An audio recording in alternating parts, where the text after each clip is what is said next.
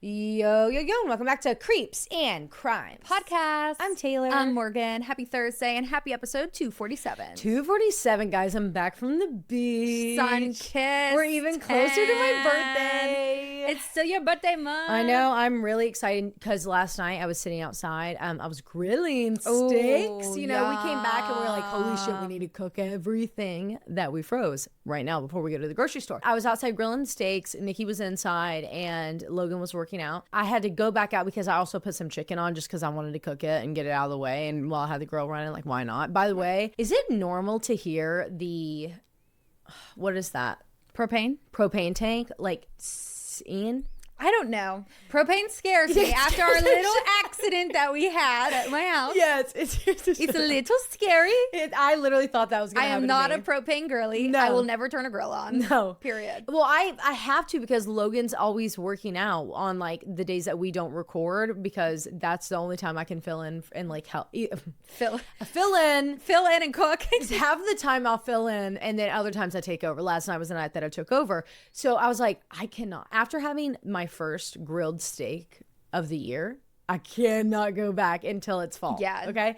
So anyways, I was like, I'm just gonna go ahead and throw these on it. And I turned it on and I could hear it and it was getting louder and louder with every single one that I clicked. So I thought I was gonna fucking explode. You're like, don't do it, Aaron. I really was so scared. I was protecting my eyelashes just in case. I was sitting there like this, trying to light it. Grill them. I come back out and it's like dark because I had to leave the chicken on a lot longer. And I saw fireflies.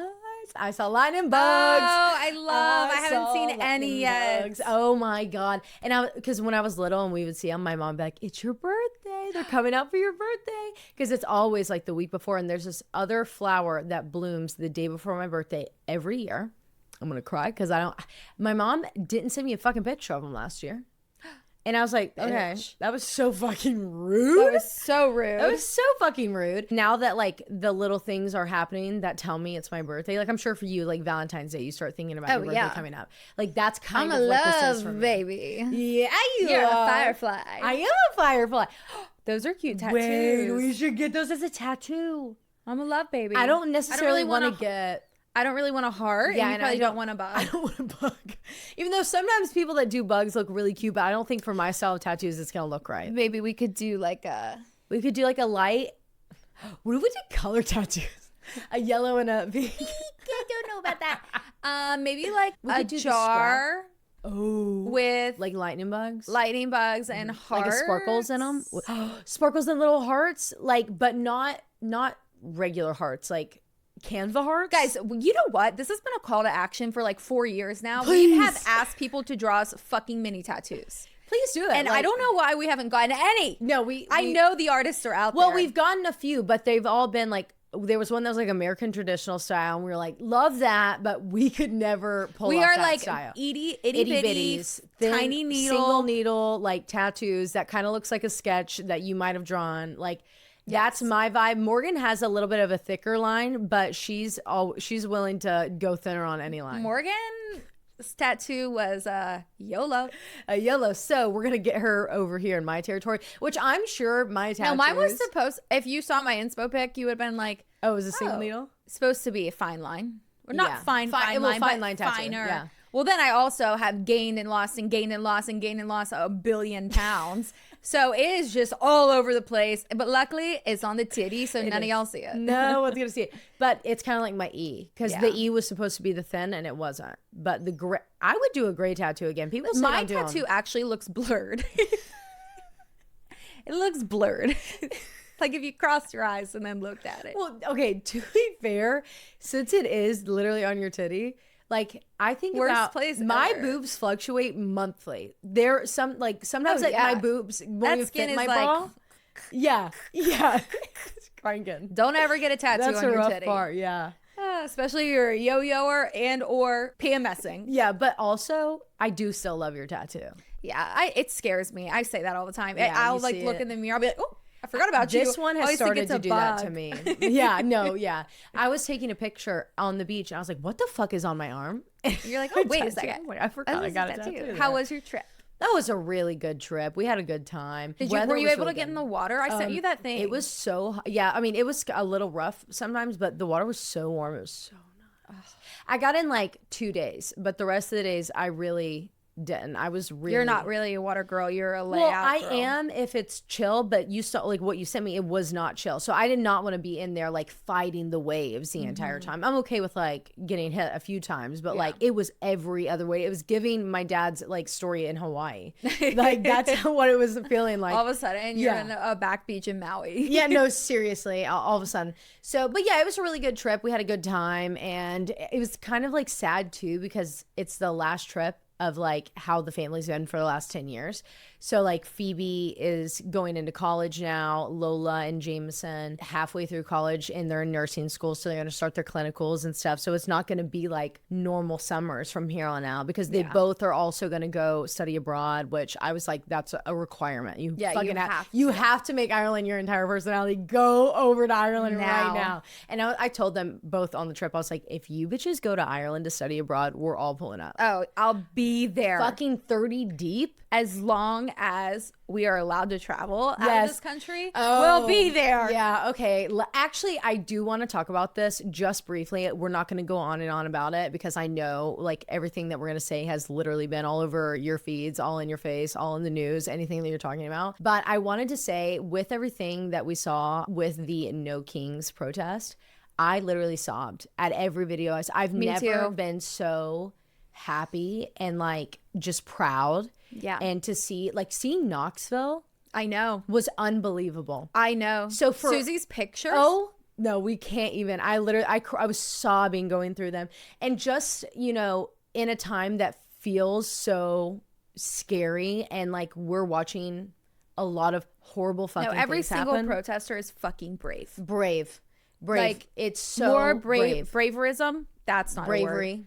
More bravery than I ever have. Yeah, I'm not gonna lie. I was literally like praying. Oh my God, I was day, so scared just all day Saturday. for the safety of everyone. I said on Thursday, a couple of my coworkers and we were going to go on Saturday, but we didn't know that there was one downtown. I think it was so large on Facebook that it moved to downtown. Yes. It was supposed to be at John Tarleton or something like that park by Young Williams. Yep. And then whenever people were arrested, and I mean, it was just chaotic Thursday and Friday on social media. Aaron looked at me and he was like, I would never tell you not to protest. However, I am so scared. Yeah. I don't want you there. Yeah. Well, and also being in Knoxville, like obviously we see how many people are coming on Facebook and saying that they're going to be there. But all that I could think was, please show up in numbers. Like, oh, please, because your safety is going to be in it. And I was afraid that people were going to shit out on Saturday, specifically in Knoxville. Like, guys, we live in Tennessee. Like, you know, I mean, I was so thankful. Like at the end of the day, I mean, it's a few things. Those protests bother anybody, then fuck right off, because then you don't love America as much as you love America. Right. It's like, literally in the Constitution. It's like one of the most American They are not hurting things anybody. Like, that pisses me off. The comments on some of the videos. Don't even get me started. I'm like, wait, but I'm kind of thinking of something that might have happened in the month of January. Let me call my medium and see if she can see. Yeah. So anyways, but I loved seeing that because it was kind of like this beautiful light in this really dark and scary time where we've been so worried about what's going to happen at any moment, at any turn in everyone's lives. I will say, as we're recording this, you know, for the power and happiness to be there, it's kind of looking scary today. It's real scary today. So everyone, like, just say a prayer and keep your mental health in the forefront of all of this too, because like a lot of heavy things have happened and a lot of emotions are really high. But we just want everyone to be safe. Yeah. How was your week off?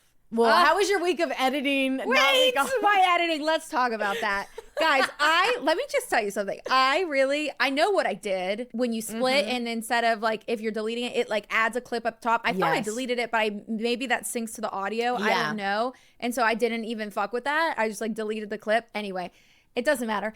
Well, it does, because it's still there, and I want it to stay there for eternity. It will, because I actually was gonna go fix it today, but I was like, like, remembrance. I love that. This is Morgan's little kiss on it. And guys, I really wasn't like, when it happened, I actually saw the DM first. Well, you said email. I'm like this. I'm like, what is she talking about? I'm like, I don't see anything. She's not answering me. She's not texting me back. I was at the beach. She's not texting me back. Okay, but no. So I edited over a course of like 3 or 4 days. I was just doing like an hour and a half at a time. Anyway, get it, you know, all situated. I have Taylar walk me through the uploads and make sure everything is right on the like ad marker placement, because I'm not familiar with that. I even go the extra mile. I went the extra mile, and I was like, I'm gonna get on Canva and I'm gonna make the thumbnails. You did good on your thumbnails. And I make my thumbnails, and I couldn't get the pictures to not be blurry, but I didn't even care anymore. Yeah. I was like, I could care the fuck less. And made the Instagram post. I was like, oh, fuck yeah, look at me. I was just copying and pasting what she had on Canva, so it really wasn't that hard, but it was tedious, mind you. And she was like, oh my God, the thumbnails, like, that's so cute. I'm so proud. I was like, thank you so much. And I was just so proud on Thursday. Everything was up. I was so busy at work, I couldn't even listen. It sounded great. I just went from like it. the beginning to the end. I was like, yeah, everything is great. And then she texts me. And so I make this post. I'm like, guys, I know I fucked up. It's Morgan. Like, you, like, shut up. And everybody fucking telling Taylar. is still going in the DMs. Hey, Taylar, just wanted to let you know. I'm like, you guys are tattletaling on me. You're literally ratting me out, you little tattletale fucking rats. Okay? They were so telling. And what we didn't announce it. No. Usually we are like, this is a Morgan added episode. Like, bear with us. We didn't. We did. So they were blind. So they were probably thinking like, hey, Taylar. Like, they're like, 'cause they Taylor's were like, not okay. Taylar would be livid if she knew she did this herself. And they were also kind of, they're like, hey, love you girls so much. Listen every week, and I know that you would want to know. Well, and then the timestamps that people were giving us weren't matching based off how long the ads were. Yeah, because your ads are regional. And so I was like, there's nothing there. She's wrong. I did it right. She's wrong. I hear nothing. And then Taylor's like, I found it. I'm like, well, it's not on Apple. She's like, no, it is. Just keep going a little It's just bit. like the different timestamp. Oh, that was so funny. I was cackling. And I actually... And then I was like, fuck it. I don't even care. I saw the DM like the second she brought it in, but I didn't even open it. I just saw it and I knew what it was saying. I didn't click on it. I didn't mess with it, and I waited, and I was like, am I gonna tell her? And then it was like one after another. I was like, fuck, oh my God, I have to tell her. I'm gonna have to tell her. Yeah. Well, Well, you you held the fort down. Morgan had to orchestrate meetings, Excel did. sheets. Like, oh my God, it was a tough week for me to I didn't touch abandon the you Excel on. sheet. I opened that. I said, this is Absolutely fucking no. This is her fucking dream to It is go my through dream. here and look at all And of bullshit. these. This is my nightmare. So When I went to bed Sunday night and we had just gotten home and we unpacked everything, I was laying in bed. I was like, I'm so excited to get up in the morning. I knew you'd want something, Yeah. like extra something to do on top fun of the that I TBD. could drink my coffee with and do, and that was So it. anyway, we are in the middle of a little transfer going on. So Yes. hopefully everything is sorted by today. So yeah, and by the time that you guys hear this, but we, and not that you would know, but just in case you know, we might be a little in and out of this episode because of the transfer that's currently happening. Anyways, Morgan, let's hit them with it. If you're driving, throw that shit on cruise control. If you got a glass, pour that shit up. And let's get creepy.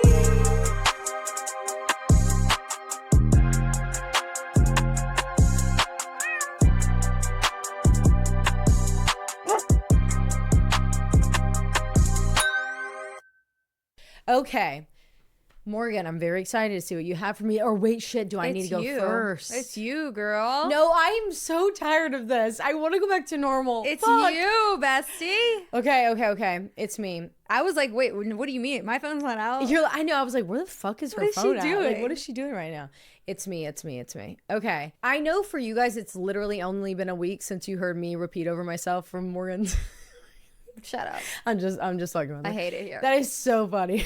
I'm never editing again. I want to clip it. I can have it forever. Whatever. Kate, if you see this, I want you to edit it in while I'm saying Guys, it we right hired now. Kate.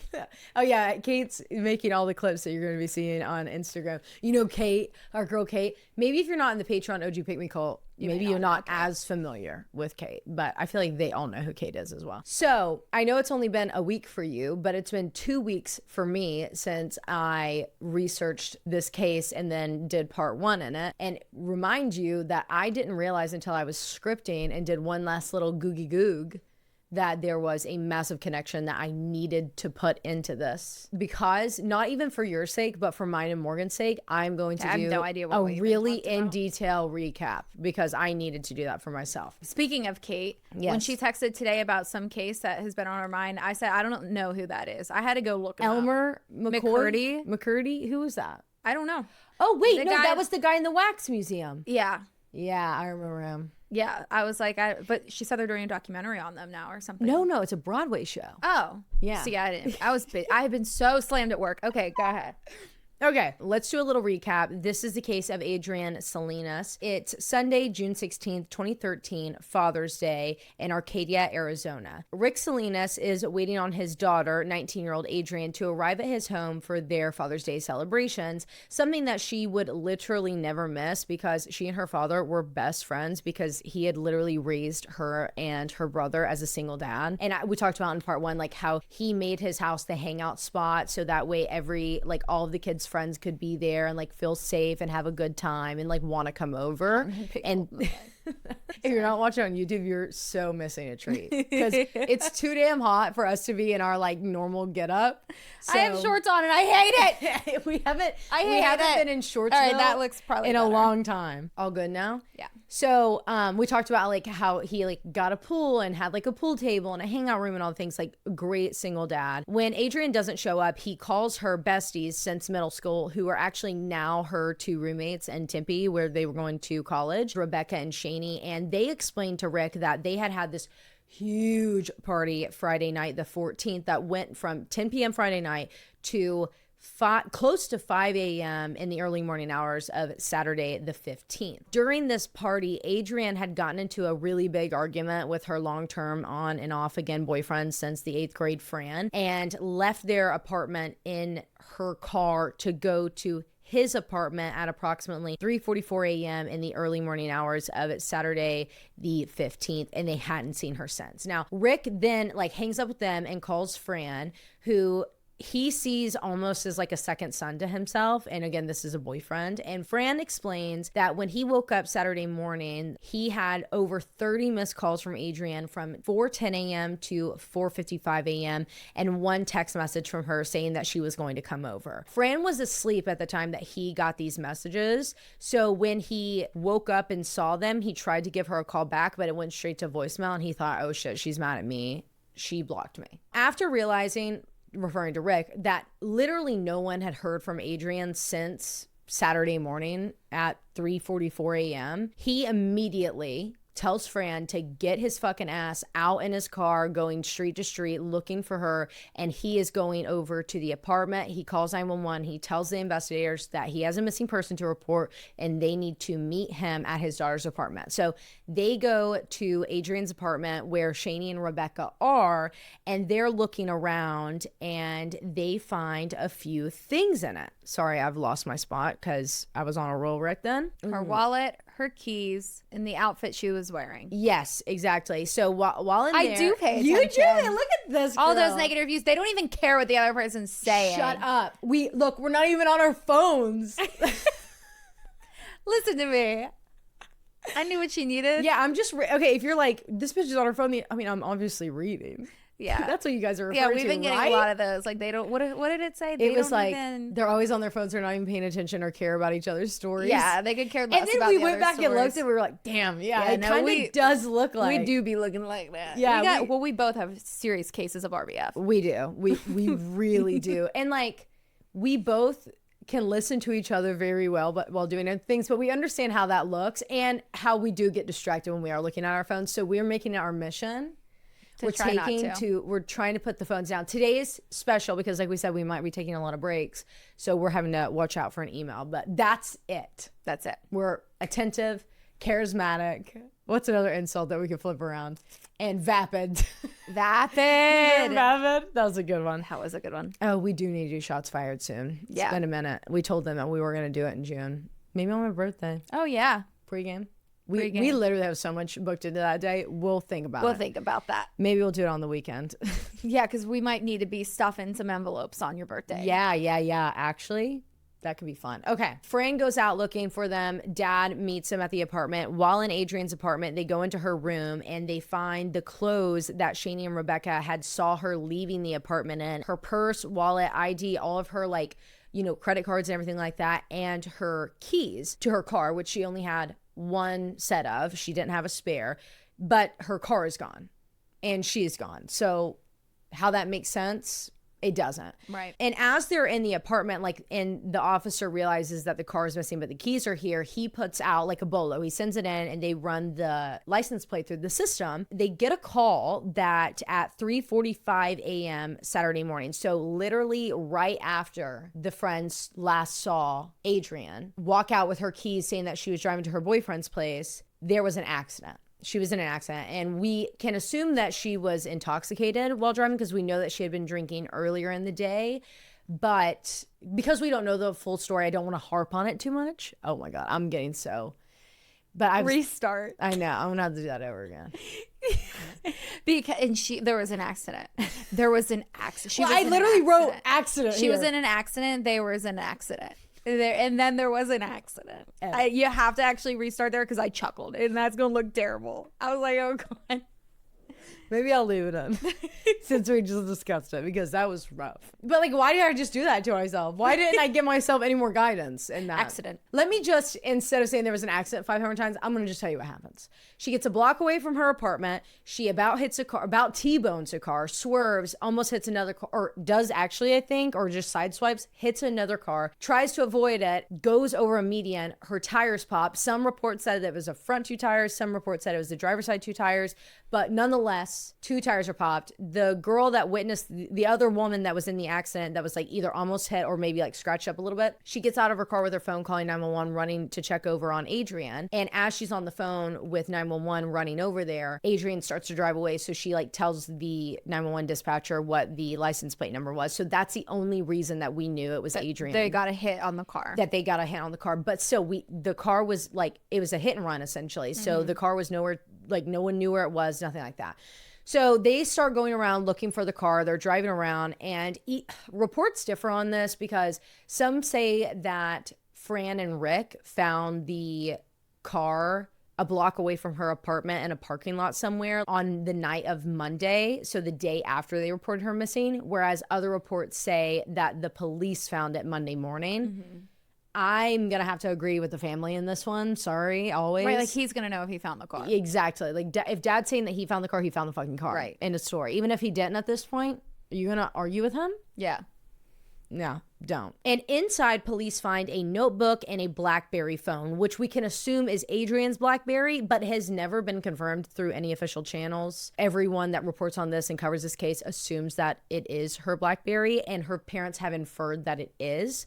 Either way, that same day, so Monday, they also get Adrienne's cell phone records back. And in the records, they find that the only other number Adrienne had called during the time that she made those 30 plus calls to Fran in the early morning hours of Saturday was to a local Scottsdale cab company requesting a ride from her apartment to Fran's. Now, the company was owned by a man named Thomas Simon Sr., and his main driver was Thomas Simon Jr., who we call Senior and Junior. They get on a three-way, and when I say they, detectives get on a three-way call with Senior and Junior, who was currently in the middle of driving this couple from Scottsdale to the Grand Canyon. And this couple that's in the back of his cab has to hear this entire story because they're just asking for like timeline and clarity. And Dude, like, can you imagine us in the back of a bitch, we would have our phones recording live. I would have been like, I'm sorry, can you pull over and also turn that call up? And put it on speakerphone. Oh my God. We'd be like, we're lawyers. We should be your witness in this, actually. They're on this three-way call. The couple's hearing the entire call, and Junior's like going through his story. He says that he arrives to pick Adrienne up at this specific gas station that she requested to be picked up at, which was only a block away from her apartment, at 4:53 a.m., calling her to let her know that he was there, and she answered and said that she was on her way walking there, but it would be just like a few more minutes. So he parks at the gas station, he gets out of the car, smokes a cig, and then calls her back because it's been about 14 minutes from the last time he talked to her, and he goes straight to voicemail. He waits for another 10 minutes thinking like, okay, maybe her phone died and she's still on her way. And when she doesn't show, he leaves. He goes to his dad's house, he drops off the money from the day, and then he goes to his apartment and he goes to bed. Now, this all aligns with the gas station security camera footage and Adrienne's phone records, which showed that her phone went dark right after hanging up that phone call with Junior. Now, another weird thing is what they saw on the security camera footage from the businesses that sat on the same street as the gas station that we know Junior was sitting at waiting for her, and we know that she was walking that direction. And it was from this O'Reilly's Auto Parts parking lot. And literally in the security camera footage, you can only see like one corner of the parking lot. Why?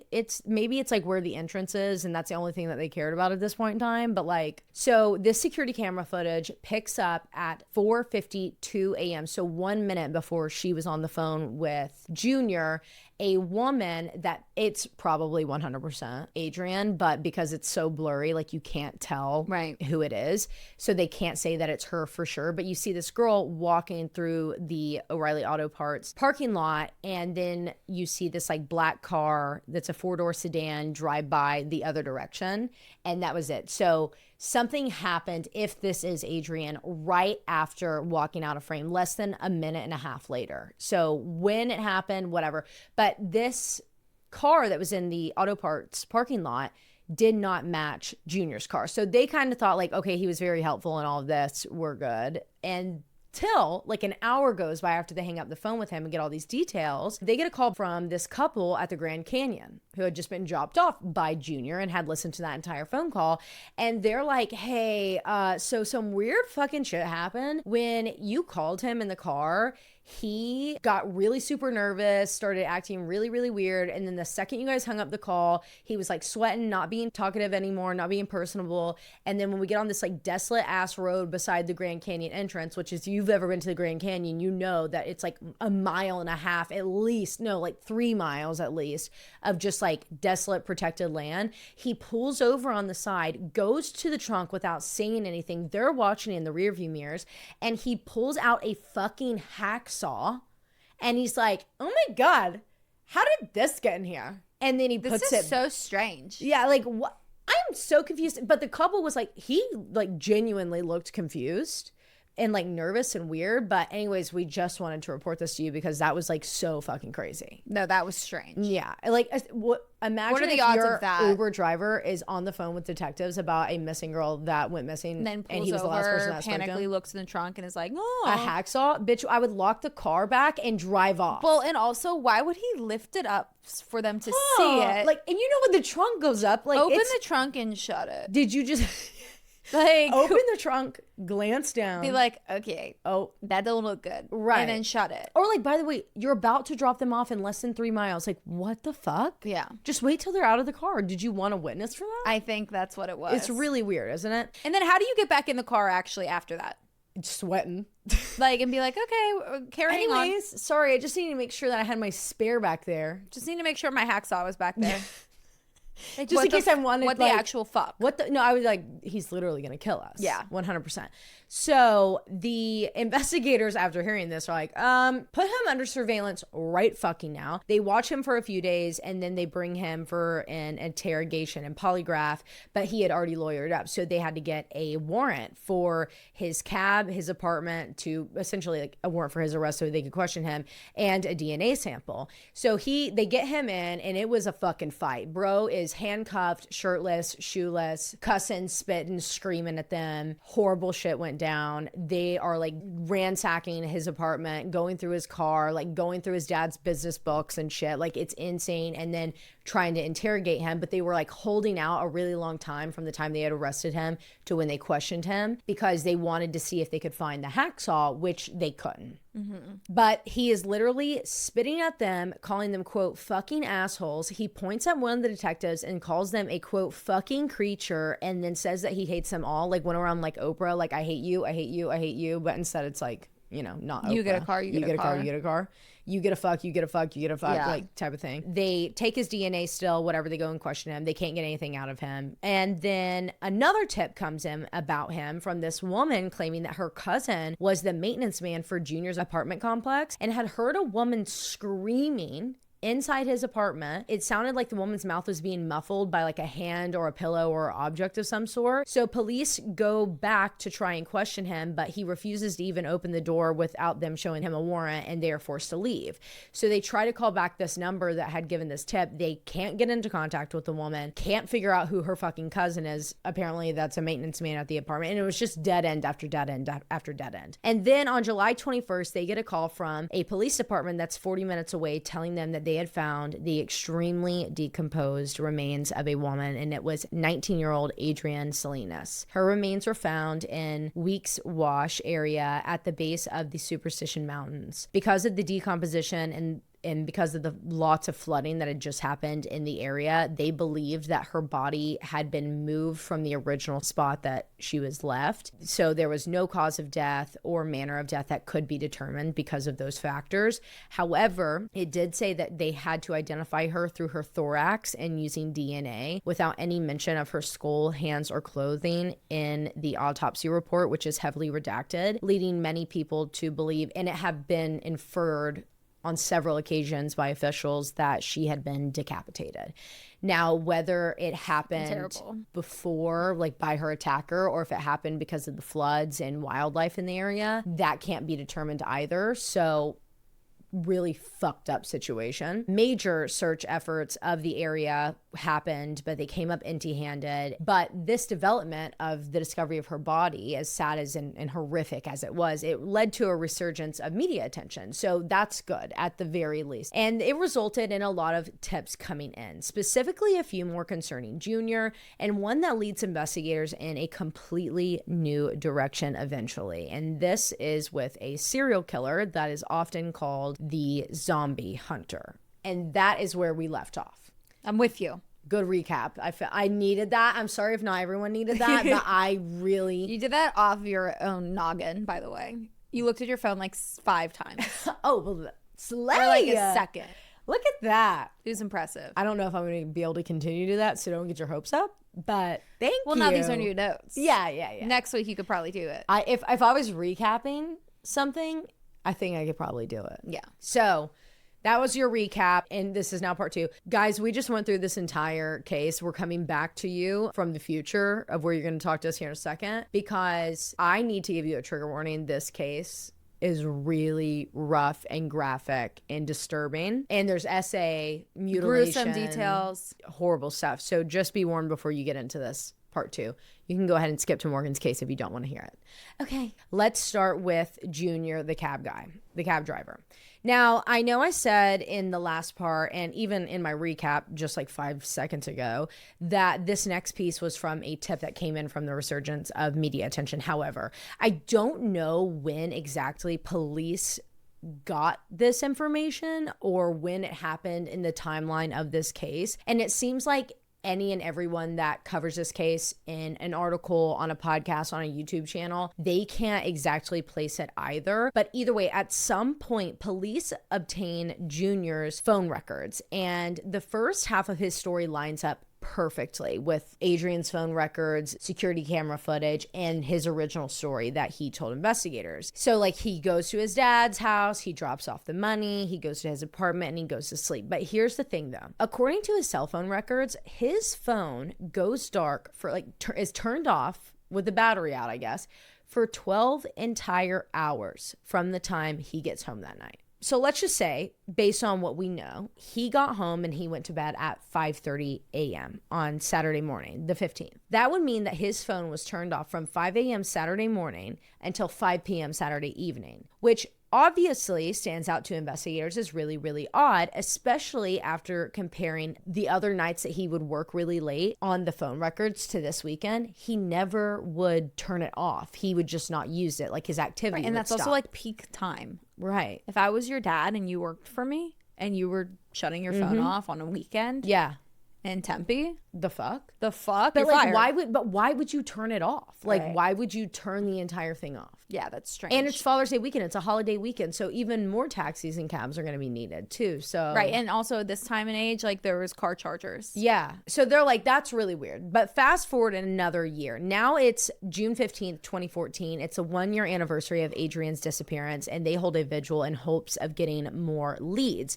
And they do get a few, but none that really stuck. That is until February of 2015. It's been a year and a half since Adrienne was last seen, when finally a tip comes through that actually has some weight behind it. And it's from this guy named Keen. He tells police that they need to look into his former best friend, like bestie in the entire world, named Brian Patrick Miller, or as he is known in his community, the Zombie Hunter. Where does that name come from? Do I even want to know? Well, I'm about to tell you, babe.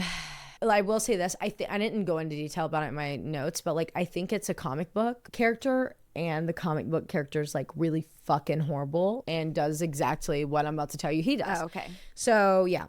Miller was known for being a very, and let's just be fucking for real about it, no need to sugarcoat, a weird ass motherfucking guy. And he was obsessed with steampunk, which is futurism, Victorian era dress. Look up steampunk, just so you can see a picture of it. Look it up, guys. All together, let's look it up, because I don't know how to put it in words. You see what I'm saying? Futuristic. Also kind of Willy Wonka. Yeah.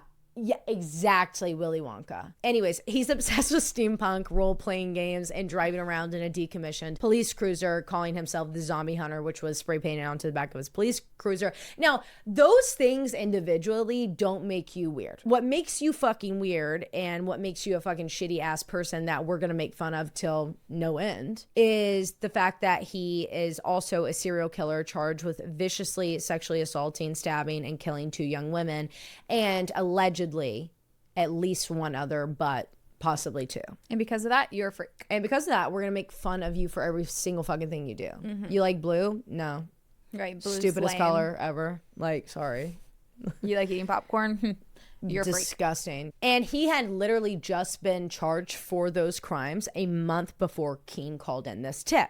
So let's talk about those cases, and then I'm going to circle back to what Keen tells investigators. Now, according to a CBS article written by Morgan Canty in July of 2024, a Phoenix woman named Celeste Bentley got off a bus stop in May of 1989 when a 16-year-old boy ran past her as they were getting off and hit her really hard in the back, and she fell over. Her back was stinging as she got her balance back together, so she puts her hand back to where he had just hit her, only to feel a wet sensation. She pulls her hand back around in front of her face, and she sees tons of her own blood. What the fuck? He had stabbed her in the upper back.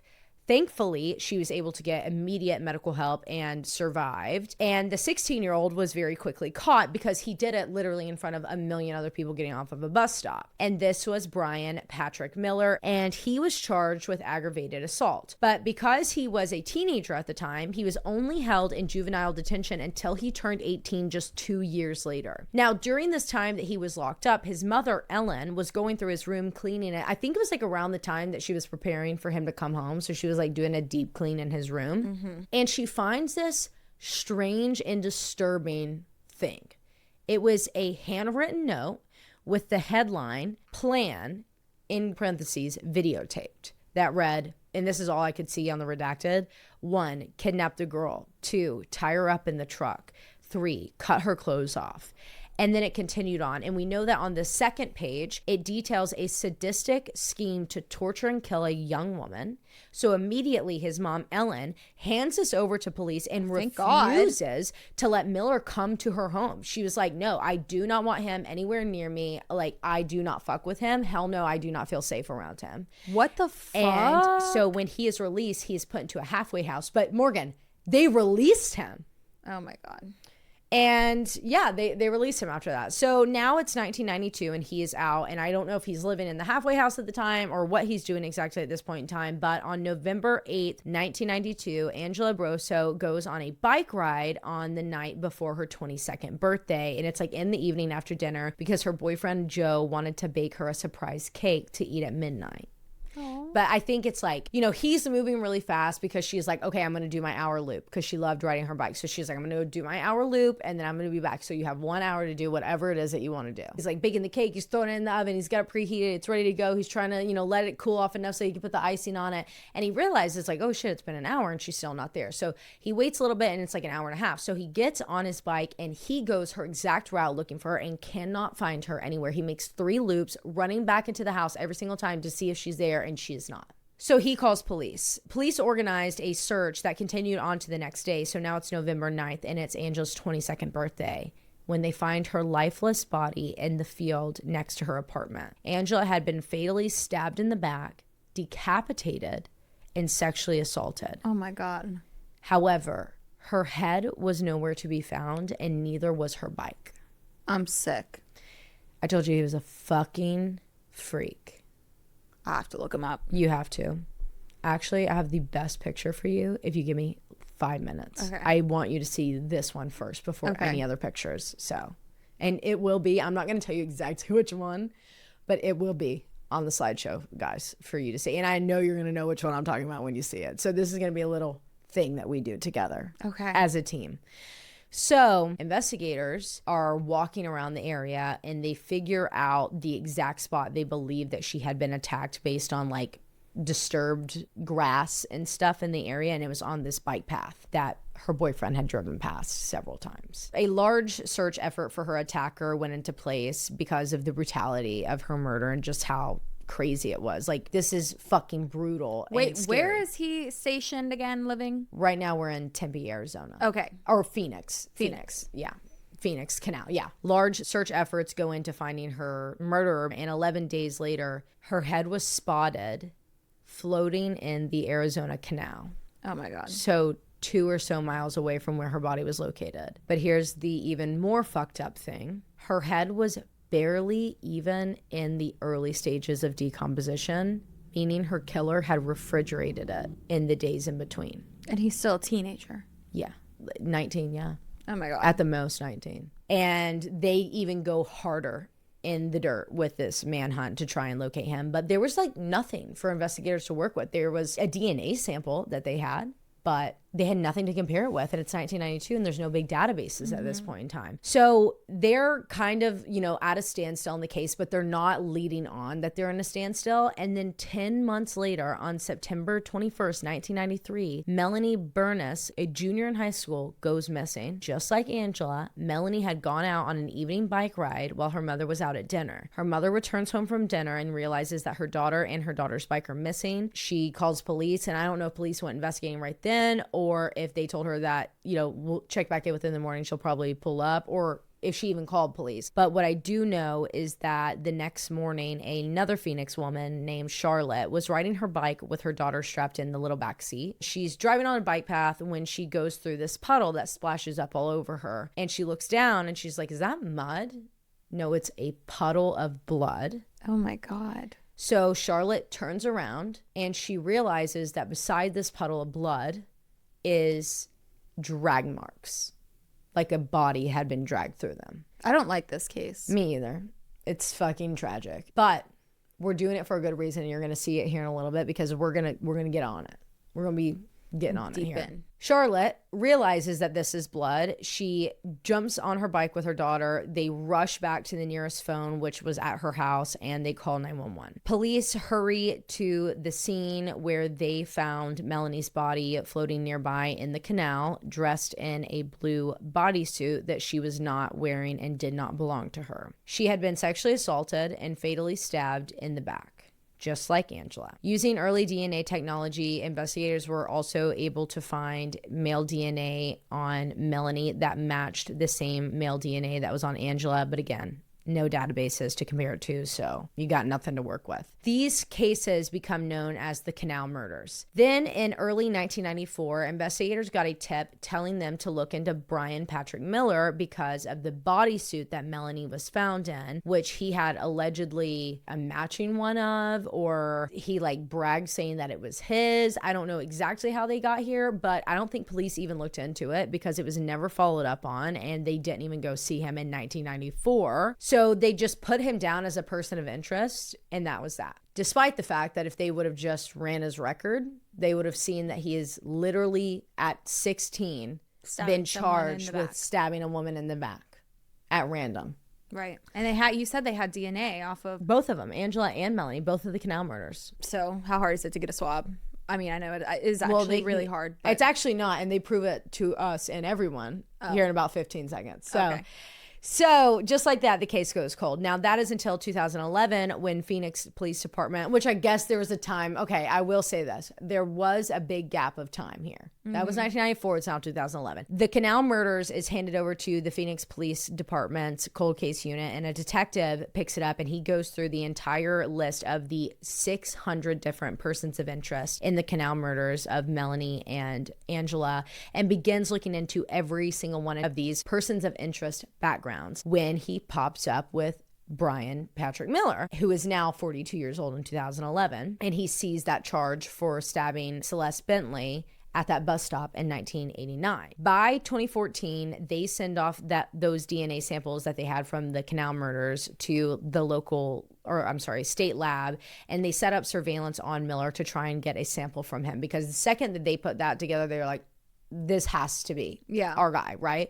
So they're like, we're going to get DNA. So they set up a sting operation. They realize that at this time every day, he steps outside of this Amazon factory where he works to take a smoke break. It's like these certain times. They go to the Amazon factory and they're like, hey, we're in the middle of a sting operation. We need to be walking around your facility on the outside and saying that you hired us to do security as a, like, what's it called? Like a contract, essentially. Like be like a, I guess like a contract security company. And they're like, okay, whatever. So they go around and they catch him. They start like walking by him. Private security? Yeah, like private security company to come and like make sure that no one's stealing or something like that, whatever the fuck. So they start like making their rounds and passing by him every day. They do this for like 3 days in a row. And one day they start talking to him because they smoked a cigarette beside him while he was smoking a cigarette. And he was like, what are you guys doing? And they're like, oh yeah, like we're for a private security company. We just come and make sure like no cars are being broken into, just work security on the outside. And he was like, that's really cool, man. And they were like, yeah, would you be interested in getting a job doing this? Like we get paid like $13 more an hour than you guys do. We just walk around out here. And he was like, oh, fuck yeah. So he sets up an interview. So fast forward, it's January 2nd, 2015. The detective arranges to meet with Miller at a Phoenix Chili's to discuss the job opportunity that he had from the security company, requesting that the staff of Chili's going in prior and being like, hey, when you like clean up our plates and stuff, you need to hand this directly over to these officers back here. They're going to bag it and we're going to walk off with it. And they were like, cool. Because who the fuck wouldn't be down for that? Welcome to Chili's. Because welcome to Chili's, bitch. Exactly. Get that triple dipper and a warrant, please. Thank you. And a cheese pull. 100%. He shows up with, actually he has his 15-year-old daughter with him. The plan goes successfully. They get the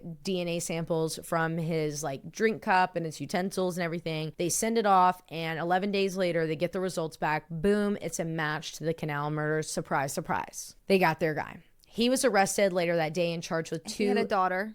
He has a daughter, 15 years old. He is arrested and charged with 2 counts of first-degree murder, but he is denying. No, I didn't. And at the time of his arrest, they also issued a warrant to search the home where he and his 15-year-old daughter were living. And when police entered, they were shocked to their core because him and his daughter were literally living in filth. I'm talking TLC, like hoarders level of filth. And police were just like so shocked. They were like, how the fuck are we going to find anything, any evidence in here? Yeah, really though. Really, I mean, though, it would take you a fucking year. Right. So they are doing everything that they can to like see if the bikes are there, to see if, you know, they can find any of the clothes, any little treasures, trinkets, going through things. But I mean, it is bad. It was so bad. And because of this, it took them forever to go through the house, and they could not find anything that, or any other pieces of evidence that connected him to the crimes. However, they did find this, you know, that decommissioned police car that he drove around in. They found it out back with a black tarp over it. It had been completely spray painted matte black. They also learned from those who knew him that he collected, quote, realistic photographs of dead bodies and posted cannibalistic content on Facebook, which included photos of, quote, decapitated and mutilated women. Still, though, it's not enough solid evidence. That's all circumstantial. Sorry. So friends knew that he had Realistic photos of dead bodies. Oh, he posted them on Facebook, babe. And nobody was like, where did you get those? No, they were all in the same clubs. That's interesting. Meaning that they needed to get more time before his trial. So they were trying to buy time to push that trial because though they had DNA, like you still have to have something backing other than DNA or else the prosecution's case is loose. And the last thing you want is the prosecution's case to be loose in a case this fucking violent and horrific. And they actually did 100% find something, which we're going to come back to, and they bought themselves a good amount of time. We're going to come back to that.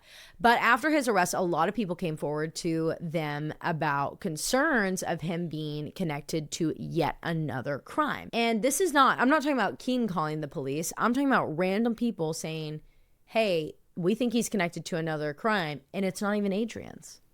It's another missing girl from the 90s. They all realize that in 1992, Miller lived just a few doors down from a young teenage girl who had gone missing the same year that he murdered Angela and Melanie. This girl's name was Brandy Myers, and she had gone missing on May 26, 1992 at approximately 6 p.m. after not returning home from walking through her neighborhood and going door to door to collect money for her school's book drive. My God. Police interviewed Miller's ex-wife who was with him at the time and lived in this house. And she told them the most horrific shit that police were like, what the fuck? And that was that Miller was obsessed with violent porn, S&M bondage, and use of weapons in the bedroom, and even once confessed to her that he had killed before, mentioning a time when, quote, a little girl with disabilities came to his house to raise money for her school. He abducted her, stabbed her, and essayed her before cutting up her throat, dismembering her, and dumping her into the garbage. I'm getting so fucking upset. And dumping her into the garbage that was picked up just an hour later, end quote. And they've never found her body. She keeps that secret for 20 years. Yep. They both are. Be charged. Like, you should genuinely be charged. Absolutely. You're an accomplice at that point. This is insane. And if that's your daughter that you have living with that monster, what the shame fuck on you. is she doing there? Get her the fuck out of that house and into a safe space immediately. Do we know if that's their kid? I think it is because that was like his most recent wife. Okay. Either way, somebody, even if that wasn't my child and that was my stepdaughter and I came into that marriage and she was already there, I would want to protect her either way. Yep. And if I leave him, I would be like, CPS, like, you got to step in here. He is not safe. Yeah. Isn't that fucked up? That's so a shame. Fucked up. Shame on her. Makes me just want to shame on him. Cry. Shame on everyone. Shame on everyone. When police received this tip from King connecting Miller to Adrienne's case, their ears are immediately perked up knowing all of this now, especially when he pretty much just laid it all out for them. King explains that when his good buddy Brian the zombie hunter was arrested a month earlier from the time that he called for the canal murders, he was 100% in denial, thinking like there was no fucking way that his buddy would ever do something so horrific in his life. In fact, King and a lot of their friends were like standing outside of Miller's house when the warrant was being executed by the police, like screaming at them, like protesting, saying that he was innocent, they got the wrong guy. And while in the crowd, like they had to chill out because like obviously a lot of more people are coming. Keen hears someone in the crowd mention Adrienne's name, which everyone knew who Adrienne was that lived in the area at this point. So he kind of clocks that. And he said that it was even really personal to him because Adrienne, like the first time he heard of Adrienne's case and saw her face on the news when she first went missing,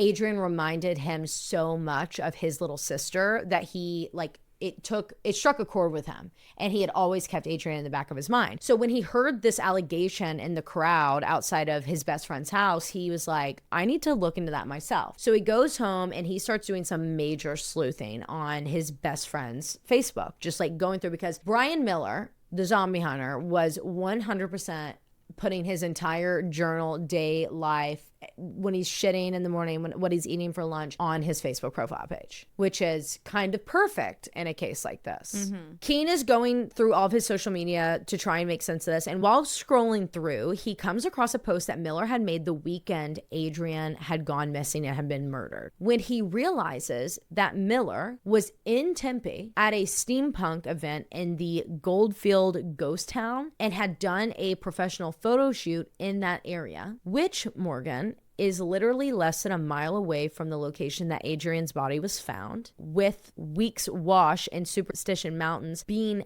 an area that Miller knew very, very, very well because every single year he worked at a Renaissance fair in that area where Adrienne's body was found. But not only that, Keene realizes that Miller was staying less than a mile away from Adrienne, Shaney, and Rebecca's apartment on the night of Friday, June 14th. Oh my God. And Morgan, on top of all of that, he found another post that Miller had made at 4:30 a.m. in the early morning hours of Saturday, June 15th, 2013, of him on a pre-dawn bike ride around Adrienne's block, placing Miller literally in the same exact location as Adrienne the night and the time that she disappeared. Oh my God. And if all of that is not enough to convince you that there is 100% a real connection between Miller and Adrienne's disappearance and murder, this should do the trick. Remember in part 1 when I was telling you about that girl that was seen on the O'Reilly Auto Parts parking lot security camera footage walking through, and then the blacked out 4-door sedan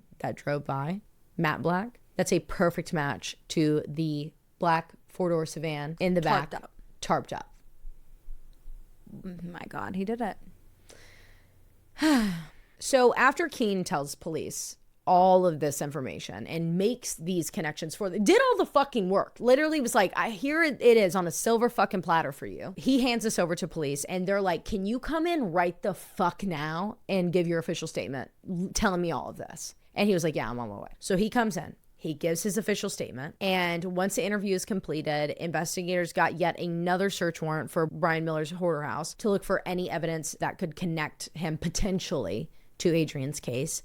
But because of the filth, nothing. And they searched for days, Morgan. Days. Next, they pulled his phone records, which did not place him in the Weeks Wash area in the days following Adrienne's murder, only before. So there was nothing more that they could do. And with her decomposition being so far along and the wildlife and just the weather messing with her remains, like there was no DNA they could pull off of her. They don't know if she had been stabbed, and because of that, no connection could be made. He's tried for the other murders though, convicted. Yeah, so in June of 2023, Brian Patrick Miller, the zombie hunter, was found guilty of the first-degree murder and kidnappings of both 22-year-old Angela Brosso and 17-year-old Melanie Burness, and he was sentenced to death. As for Adrienne's case, it remains unsolved, with the FBI offering a reward of up to $20,000 for any information leading to the ID, arrest, and conviction of Adrienne Salinas' murder. If you guys have any information about the disappearance of Adrienne Salinas from June of 2013, you can call the FBI at 1-800-CALL-FBI or the Tempe Police Department at 480-350-8311. I know that, innocent until proven guilty, 100%. Yeah, I don't believe in that. But I'm fucking sorry. Not with this fucker. We can't knuckle and buckle a little bit more to try and get him behind bars for Adrienne and Brandy, the missing girl.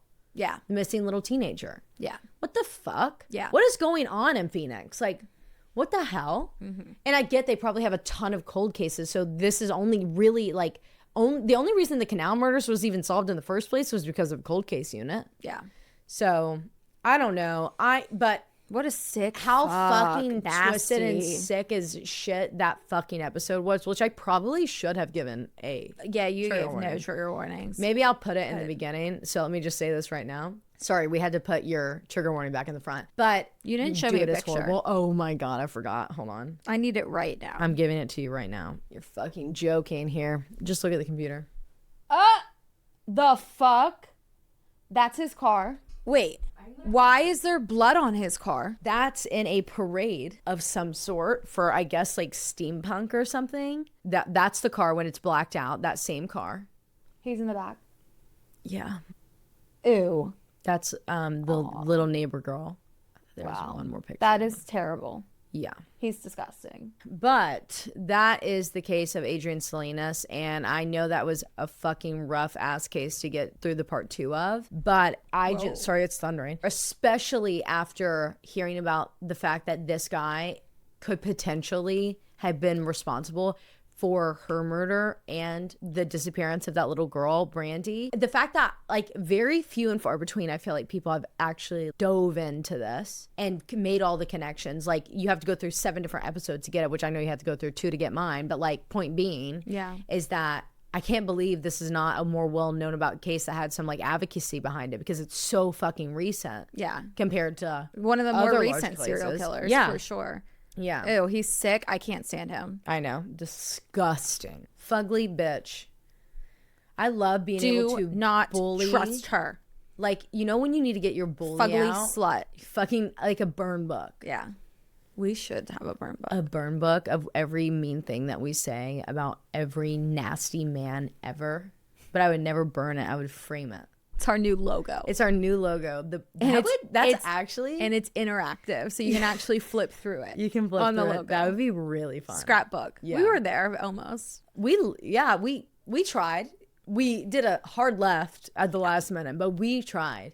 Anyways, guys, I hope that if you have never heard of this case, I hope that you learned something from it. And now, like, if you're in the Phoenix area or something, like, someone knows something that needs to come out now. Like, something needs to be done. Yeah, it's fucking terrible. Fucking terrible. Okay, Morgan Poo, what do you got for us today? Okay, so funny story. So my mom sends me this TikTok. Oh my God. And she's like, this is really thick. Thick? What'd she say? I think she meant to say sick. Thick and twisted. Thick and twisted. This is really thick and twisted. Something maybe you want to get some info on. And I open the TikTok, and it's about like this woman in Virginia Beach, and she's got this doll store, and the dolls have like human hair, missing children's teeth, and it only took me 2 seconds to be like, this is AI.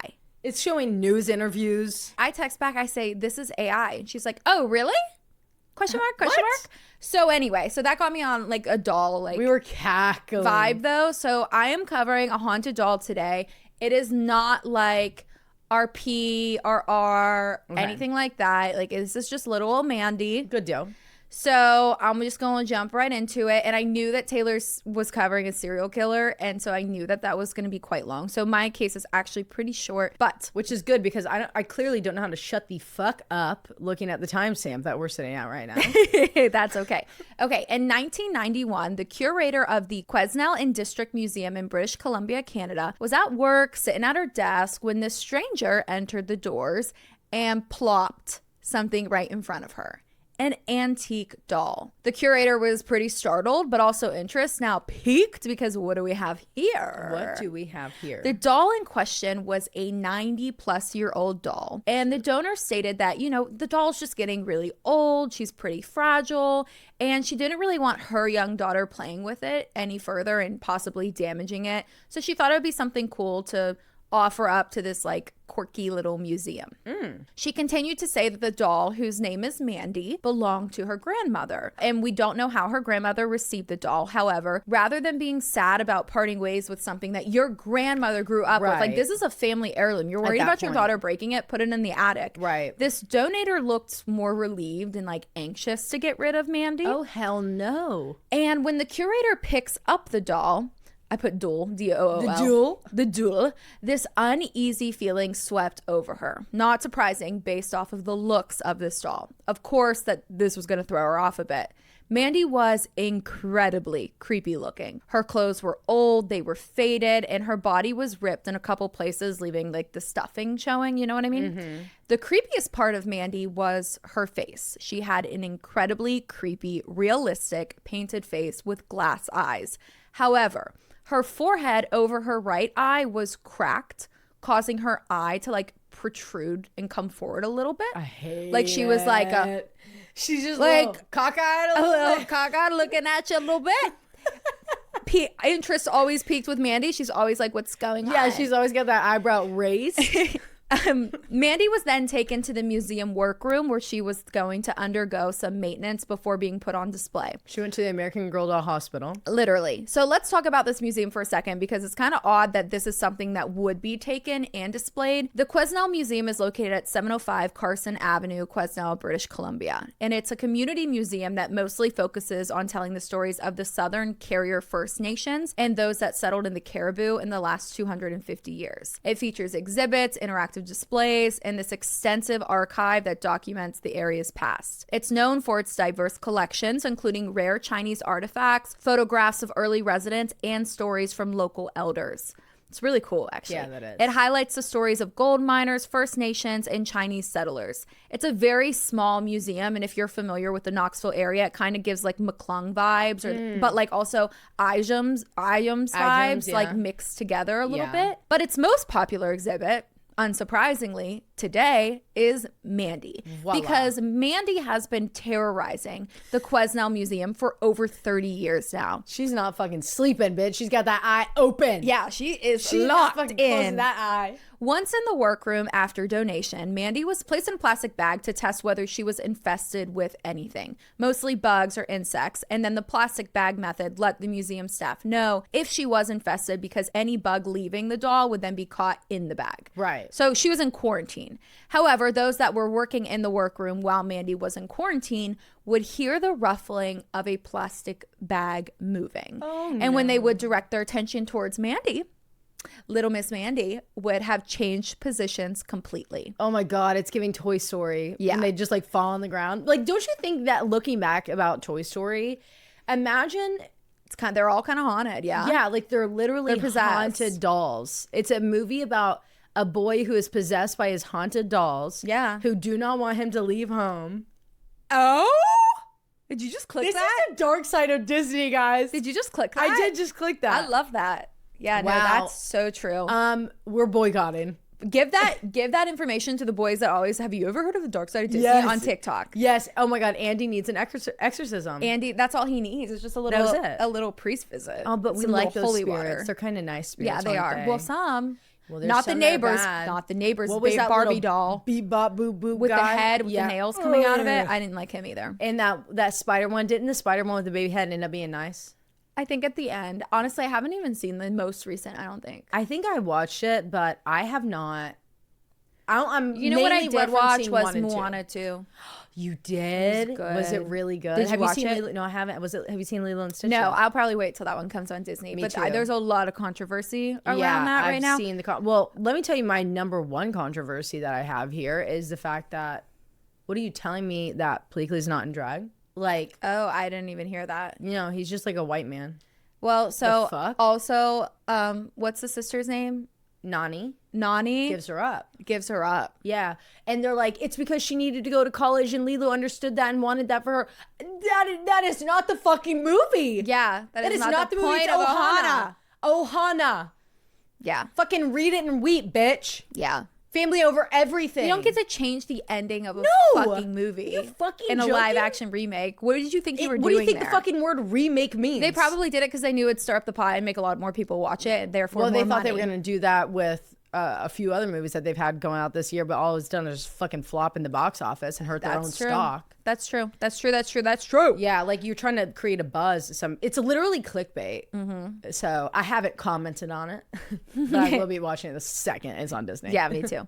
After the initial analysis of Mandy was completed, she was then taken to their conservation lab for documentation, just like every other artifact that passed through the museum's doors. Like, this wasn't uncommon. And the staff photographed her from multiple angles under controlled lighting, and then they cataloged her condition, and then they recorded her details for the archives. At first, everything was very routine about this process, but that faded pretty quickly. Oh. Mandy was left in the lab overnight after her little photo shoot, and she was placed very gently on like the central table among other items that were waiting for their evaluation. When the museum staff returned the next morning, they were met with a scene that could only be described as pure fucking chaos. Oh shit. There was tools, objects tossed across the floor. Some were like several feet from where they were even stored, like shit. restoration Yeah. tools and stuff, 6 or 7 feet across the floor. Larger, heavier items that were far too large to have fallen over had been knocked off shelves or tipped over in their own place. Nothing had been stolen. There was no evidence of a break-in. The only evidence, anything new in that museum at that point in time in the conservation room, was Mandy, and the room was violently frequently disturbed. And this wasn't a one-time event. Each time Mandy was left alone in a room overnight, there were similar disturbances that would take place. The lab would be found in shambles the next morning, moved, overturned, scattered without any sort of explanation. The museum's curator, who was like, I'm out of logical reasoning at this point, described the destruction that they saw as being something of like a young child throwing a tantrum that was violent, irrational, emotionally charged.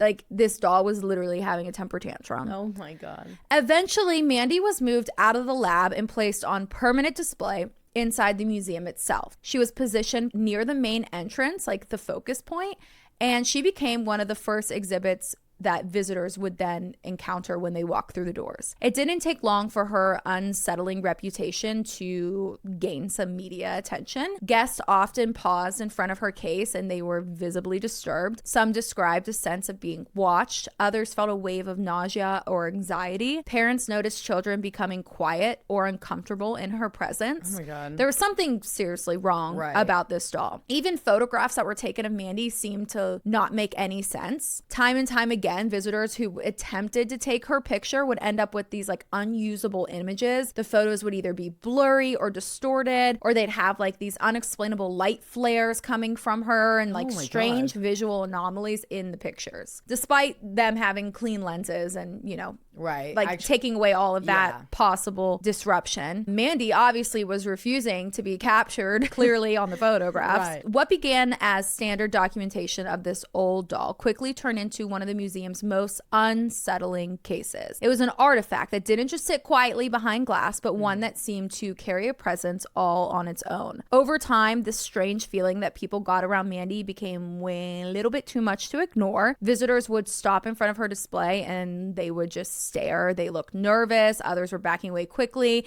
And the staff was picking up on this. They were like, we should probably move her, especially when they started to get more and more comments of people saying that doll is making me feel ill. Ugh. So the staff decides that it was in the best interest of the museum to move Mandy away from the front entrance. They placed her further back, all by herself, inside her glass case. She was still part of the exhibit, but she now had her own space away from the main entrance and the heavy flow of guests. It started small, and this is when things would go, she was not happy. Things would go missing, mostly from the staff fridge. People would put their lunch in there, and later it would turn up shoved into random drawers around the museum. That's honestly kind of hilarious. And then it wasn't just food. Pens were disappearing, display items, personal belongings. Some of it was never even found ever. Oh, shit. Guests said that they felt like her eyes followed them. A few have even claimed that they have seen her blink. After being moved to the back, it was very clear that Mandy did not like it back there, and she did not like being left alone, and she was punishing the staff. She was like, fucking, okay, you hungry, bitch? Yeah, I thought you were gonna come here and get a little thank snack. you for the turkey sandwich. Thank you for the turkey sandwich. The next few mornings after being moved to the back, staff would find the room in total disarray. There was papers everywhere, objects knocked over, like someone again was throwing a temper tantrum in there overnight. That's crazy. Yet no one had been in the museum room. It was locked. In this odd attempt to calm the doll down, someone gave her a small toy lamp and they placed it inside the case with her. The room actually, that did work for a little bit. It was kind of quiet. There was no more chaos, but soon the lamp started showing up in other parts of the museum. Oh, hell no. No joke, on mornings after the museum had been locked up, the toy would be found across the building outside of her glass case. Okay, I'm sorry. Why did you guys give her something? Give this lamb? What do you fucking mean? Mandy had a little lamb. Guys. Oh, baby, that's why. Okay, that's kind of funny. We like it. Yeah, okay, that fine. was agree. good. We agree. We back that one.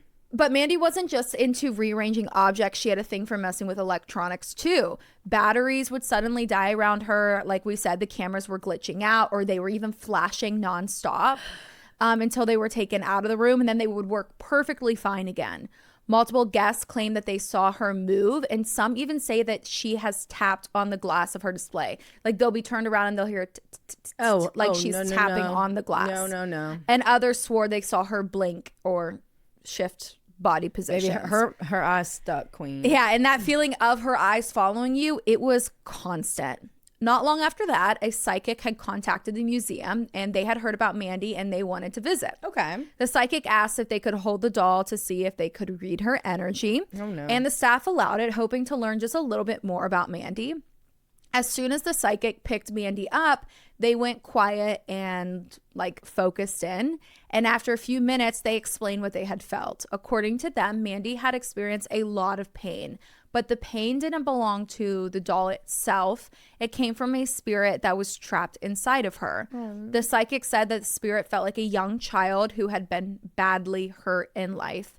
And the spirit was scared, angry, and confused that Mandy wasn't trying to be evil. She was just still holding on to the sadness that she felt so long ago. No. And from that point on, and the psychic also like helped garner this legend, the story that I'm about to tell you together. People will share this story about where Mandy might have come from. So like at this point, it's kind of just like urban legend. Okay. Pieced together from what the psychic also said about her origins. Okay. So it's nothing that can be proven. And like I said, it's just the most popular story that people tell. And the story goes that one day a man was walking down the road near an old farmhouse. And as he passed by, he heard something strange, what sounded like a child crying coming from inside the house. That alone was enough to give him chills, but what made it even stranger was the fact that the farmhouse had been abandoned for years, and everybody in the town knew that this farmhouse was empty. There shouldn't have been anyone, let alone a child, inside. Worried that something might be wrong, the man walked up this long, overgrown driveway and knocked on the front door. He waited and waited, but there was no answer. But still the sound of this soft, muffled child crying continued. So he's curious and he's concerned, so he steps inside. The house was cold, it was quiet, and it was completely empty, completely abandoned. But the crying didn't stop. And as he was walking through the house, he realized that that sound wasn't coming from in the house, but more so below him. Oh, no. It was coming from the cellar. So he looks around and he can't find a way to get down there from inside the house that was unlocked without like busting through something. So he went back outside and he searched for any sort of storm door or cellar entrance that would lead him into the basement from the yard. He finally finds some cellar doors and he slowly pulls them open, and what he saw made him freeze. Lying on the cold floor at the bottom of the stairs was the body of a young girl. She had been there for a long time, long enough that no one had noticed that she was missing. And in her arms, she was holding a doll. It was Mandy. No one knows for sure how the girl ended up in the cellar. Maybe she had gone down there on her own and gotten trapped. Or maybe some believe someone had locked her down there on purpose as like a cruel punishment. Whatever the reason, she didn't make it out. And according to the legend, when she died, her spirit didn't leave. Instead, it stayed behind and then took possession in the one thing that was she was still holding close, her doll. And that was the beginning of Mandy's story. But here's where things get a little bit more interesting. There's a piece of the tale that connects what's said to have happened in that old farmhouse based off of what the medium was seeing in her visions and what I guess people probably have conjured up over the years, to the woman who actually donated Mandy to the museum. Oh, shit. So the woman has had no contact with the psychic medium, right. Or, you know, they get the story from the psychic. And when strange things started happening, the items were moving around, and then the psychic comes, the curator decides that she was going to do a little bit of digging. So she goes and visits the donator, the woman who came and donated Mandy, hoping to learn just a little bit more about where she came from. The woman told the museum curator that she donated Mandy. She was like, okay, I'll tell you the truth. I'll tell you the truth. And nothing but the truth. So help me God. So help me God. That she donated Mandy because she didn't want her young daughter to accidentally break the doll, right? But if that was truly the only reason, then like we said, why couldn't she just shove it up in the attic? The truth, and nothing but the truth, so help her God, was much darker. When the doll was still in her home, strange things were happening, things that she couldn't explain. At night, she would sometimes hear the sound of a child crying coming from her basement. She would go downstairs to see what was wrong, only to find the room completely empty. But every time the small window in her basement or in her cellar would be wide open, and this doll, her daughter's doll from her grandmother, would be lying on the floor.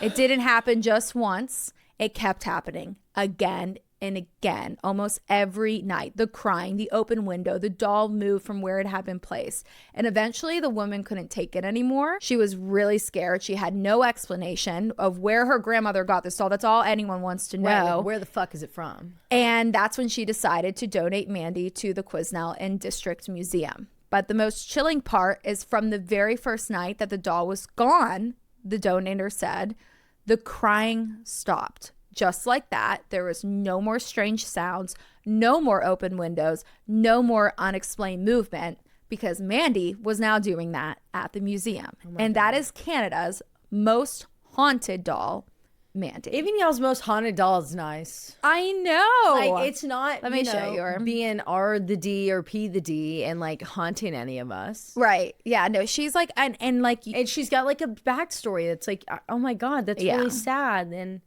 Lord, it's her and her little lamb. that bitch is scary as fuck. Yeah. She's gorgeous. What a beautiful baby. Little blonde hair, green eyes. So do they know like where it was made?